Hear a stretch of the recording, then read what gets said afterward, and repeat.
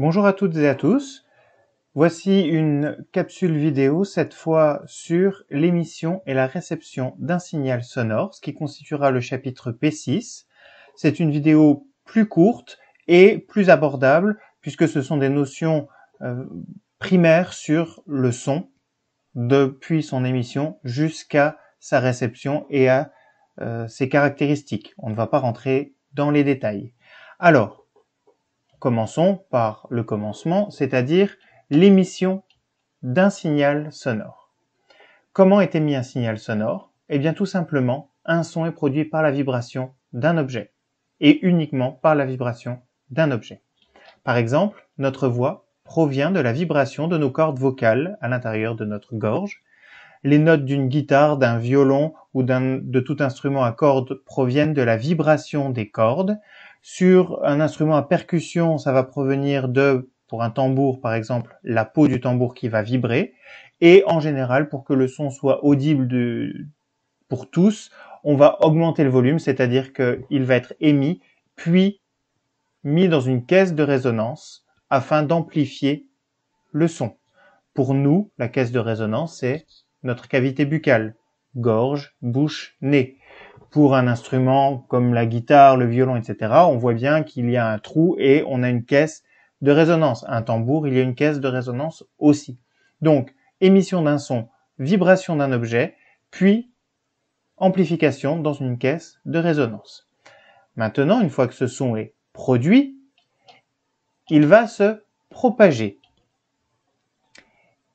Et grande caractéristique d'un signal sonore, c'est qu'il a absolument besoin d'un milieu matériel pour se propager. Ce milieu matériel peut être solide, liquide ou gazeux.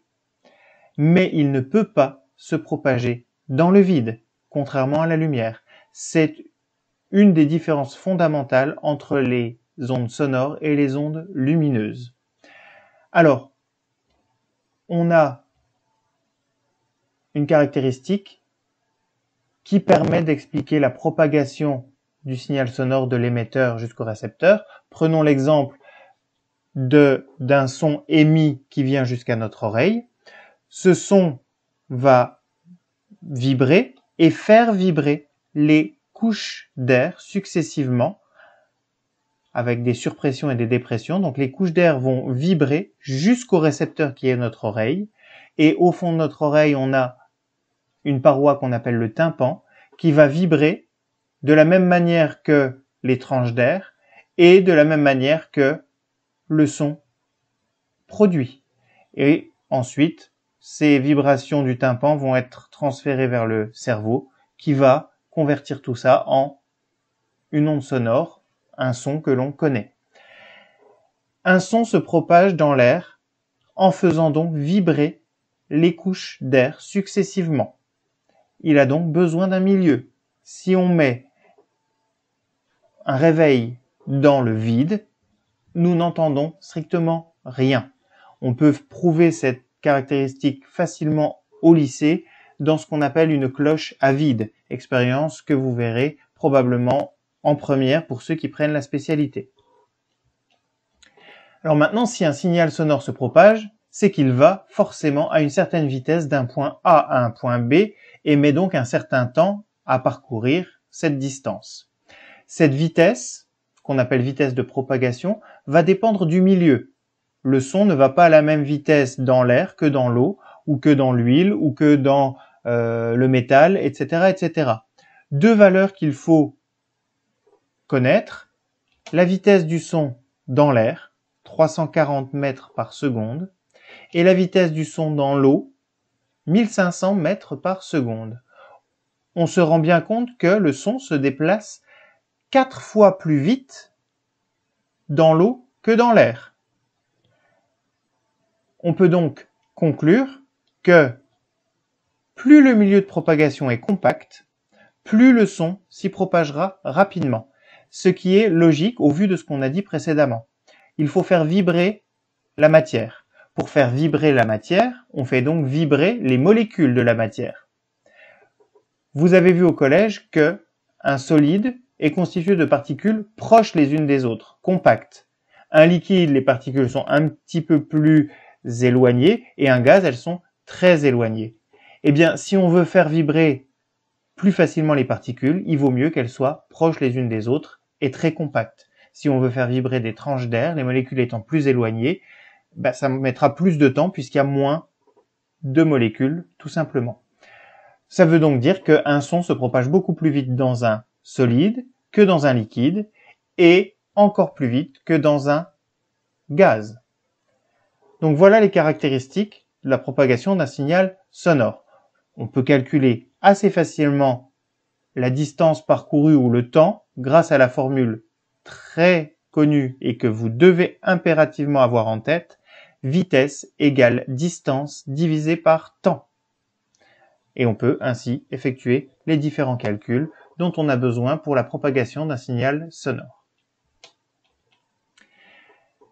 Voyons maintenant à quoi ressemble un signal sonore. Eh bien, un signal sonore peut être enregistré et visualisé sur un oscilloscope, simplement en branchant un micro sur un oscilloscope et en produisant un son avec un diapason par exemple, avec un instrument de musique ou tout simplement avec notre voix, et enregistrer ce son. Et à ce moment-là, on observe qu'un son est un signal périodique. Que signifie ce mot périodique? Et ça, c'est une définition qu'il faut impérativement connaître. Périodique signifie qu'un même motif se reproduit identique à lui-même à intervalles de temps réguliers. Qui dit définition, dit apprentissage par cœur. Là, vous pouvez pas m'inventer des choses. Un motif identique qui se reproduit identique à lui-même à intervalles de temps réguliers. Par exemple, on a ici un signal périodique puisque on remarque que un même motif, en l'occurrence celui en rouge ici, est reproduit identique à lui-même successivement, plusieurs fois, à intervalles de temps réguliers. C'est le même motif qui est reproduit. C'est donc un signal périodique et le motif ici est appelé motif élémentaire. Autre exemple ici, avec un autre signal. Est-ce qu'il est périodique ou pas? Bah oui, on remarque qu'un même motif mis bout à bout donne le signal complet et que ce motif a la même forme et est reproduit à un temps régulier. C'est donc un signal aussi périodique. Nous, plus simplement, en général, on prendra pour représenter un signal sonore, au début tout du moins, un signal beaucoup plus simple que cela, c'est un signal sinusoïdal. C'est une sinusoïde parfaite, comme on le verra dans la diapo suivante. Alors, puisqu'on parle de signal périodique, on va donc parler de période. Et donc la période grand T d'un signal périodique, c'est la plus petite durée au bout de laquelle le signal se reproduit identique à lui-même. Elle s'exprime en secondes. Alors attention, elle s'exprime bien en secondes. Parfois sur les oscilloscopes ou sur dans les énoncés, on vous donne des millisecondes ou des microsecondes. Il faut convertir en secondes. Je vous rappelle que milli 10-3, micro 10-6. Alors pour faire plus simple, on peut aussi dire que la période grand T, c'est la durée d'un motif élémentaire. Tout simplement. Donc sur un graphe, on repère le motif élémentaire et il suffit ensuite de lire, hop, ici, sa période. Alors quand c'est un signal, comme je vous l'ai dit, un signal sinusoïdal parfait, en général la période on peut la lire d'un maximum à un maximum. On appelle ça crête à crête. Mais on peut aussi lire la période, puisque ce signal qui se reproduit, ça peut être, le motif élémentaire peut être celui-ci, entre mes deux barres rouges, mais peut être aussi celui-là, entre mes deux barres vertes. Et la période est identique, peu importe le motif que je choisis, puisque de toute façon, c'est par définition périodique. Donc, on peut choisir le motif que l'on veut, la période est de toute façon la même. Attention à bien lire précisément sur l'axe des abscisses. Alors, puisqu'on parle de période, on peut aussi parler de la fréquence. cette fréquence, qu'on note grand F, correspond au nombre de fois que le phénomène se reproduit en une seconde. Son unité est le Hertz, noté grand H petit z. Donc, qu'est-ce que c'est que la fréquence? C'est le nombre de fois que le phénomène se reproduit en une seconde. Donc, ça va très très vite. En une seconde, il peut y avoir énormément de motifs qui se reproduisent. Nous, en général, quand on parle de notre fréquence cardiaque, par exemple, on ne prend pas le nombre de fois où le phénomène se reproduit en une seconde, on serait bien incapable de le calculer, on prend en une minute. Donc on a des battements par minute. Mais si on voulait revenir au Hertz, il faudrait simplement convertir une minute en secondes. Et on aurait la fréquence en Hertz. Pour calculer une fréquence, on utilise simplement cette formule-là. La fréquence est l'inverse de la période. F égale 1 sur T, ce qui signifie aussi que T égale 1 sur F. Donc, formule très simple à retenir et à utiliser si on fait bien attention d'utiliser les bonnes unités, c'est-à-dire la période en secondes et la fréquence en Hertz. Voyons maintenant comment est perçu un signal sonore. Alors, il y a 4 caractéristiques dans la perception d'un signal sonore. Tout d'abord, ce qu'on appelle la hauteur d'un son, qui est directement en lien avec sa fréquence. Alors, la hauteur d'un son, en général, on peut donner des adjectifs comme l'adjectif grave pour les basses fréquences ou l'adjectif aigu pour les fréquences plus élevées. L'oreille humaine, elle, n'est sensible qu'au son compris entre 20 Hz et 20 kHz, c'est-à-dire 20 000 Hz. C'est ce qu'on appelle le domaine audible de l'homme. C'est pas le même domaine que, par exemple, les chauves-souris qui peuvent entendre en dessous de 20 Hz ou les éléphants qui peuvent entendre au-dessus de 20 kHz. Chaque espèce animale a son propre domaine audible. Pour l'homme, il est entre 20 Hz et 20 000 Hz. En dessous, c'est ce qu'on appelle les infrasons. Et au-dessus, c'est ce qu'on appelle les ultrasons. On a d'un côté, vers les petites fréquences, les sons graves, et vers les hautes fréquences, les sons aigus. Deuxième caractéristique d'un signal sonore, c'est le timbre. Le timbre, lui, il est dû essentiellement à la forme du motif élémentaire. Si le motif est simple, avec une sinusoïde parfaite, ou si le motif est plus complexe. En fait, tout ça va dépendre de l'instrument qui produit la note, ou le signal sonore. Deux instruments peuvent produire la même note, jouer la même note, donc la même fréquence, donc la même période, mais la perception auditive peut être différente. Cela vient du motif élémentaire. Prenons l'exemple de la note La. Le La du diapason est une note parfaite, une note pure, c'est donc une sinusoïde parfaite, une sinusoïde simple, avec une période donnée ici. La même note donnée par un violon donne un motif élémentaire plus complexe. C'est pas une sinusoïde parfaite. Malgré tout, vous pouvez remarquer que la période, entre deux maximums ici, est la même là. Donc, T1 égale T2. Donc, F1 égale F2, c'est la même fréquence, donc c'est la même note. Et encore plus complexe, pour un hautbois, on a un motif encore plus complexe que pour les deux autres. Mais malgré tout, ça reste la même période, donc la même fréquence, donc la même note. Donc on a le timbre qui est dû au motif, et on vient de voir juste avant la hauteur qui est due à la valeur de la fréquence. On parle aussi, troisième chose, de l'intensité d'un signal sonore. L'intensité sonore dépend de l'amplitude du signal. C'est la puissance sonore reçue par unité de surface, donc elle s'exprime en watts pour la puissance, par unité de surface, donc par mètre carré. C'est plus parlant sur un exemple. L'intensité sonore est due à l'amplitude du signal, c'est-à-dire, ici, on regarde sur l'axe des ordonnées.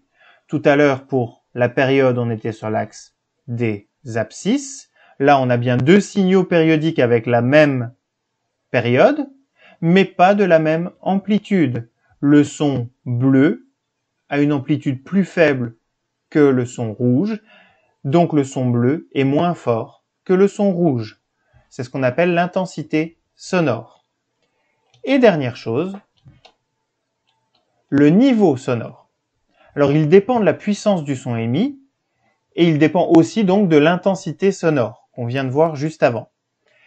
Le niveau sonore, il se mesure à l'aide d'un sonomètre, qui est un appareil, une espèce de sonde, qui mesure le niveau sonore en décibels. On en voit régulièrement dans les salles de concert. Si certains d'entre vous ont déjà été à l'autre canal à Nancy, il y a un sonomètre qui montre le niveau sonore qu'il y a dans la salle lors du concert. Lorsque l'intensité sonore est doublée, le niveau sonore augmente de 3 décibels.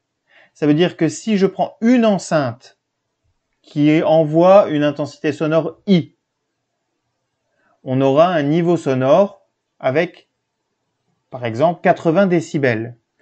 Si maintenant je prends 2 enceintes, j'ai donc doublé l'intensité sonore, à ce moment-là, le niveau sonore aura augmenté uniquement de 3 décibels. Donc il n'y a pas de proportionnalité entre les deux, c'est une augmentation plus progressive pour le niveau sonore.